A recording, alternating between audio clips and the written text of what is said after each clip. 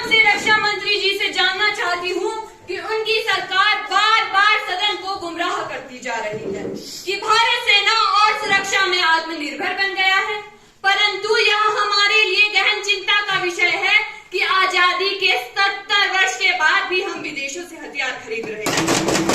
रक्षा मंत्री जी कृपया जवाब दीजिए। जरा जाकर तो देखिए, हवाई में बातें करने का है वक्त नहीं, जरा जाकर तो देखिए। हमारे भारत की सेना दमखम में है, जरा जाकर तो देखिए। आप विपक्ष में बैठे हैं, पहले सोचा तक नहीं, जरा जाकर तो देखिए। माननीय अध्यक्ष महोदय, मैं आपके माध्यम से विपक्ष को बताना चाहती हूँ कि आज हमारा भारत किसी अन्य देश से कम नहीं है। राफेल की बात हो या सीमा सुरक्षा की बात या फिर नई तकनीकों से लड़ाई लड़ने की बात, हमारा देश किसी देश से कम नहीं है। भारत द्वारा S-400 मिसाइल की तीसरी खेप का खरीदा जाना भारत की सैन्य क्षमता को और भी मजबूत बनाता है। भारत आज केवल दूसरे देशों से हथियार खरीद ही नहीं रहा है, बल्कि दुनिया के 90 देशों को हथियार बेच भी रहा है।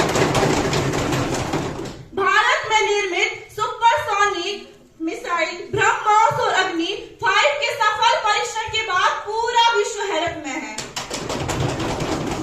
मैं अंत में बस यही कहना चाहूंगी कि तलवारों की धारों पर इतिहास हमारा चलता है, जिस ओर हिंदुस्तान चलता है उस ओर जमाना चलता है। वंदे मातरम।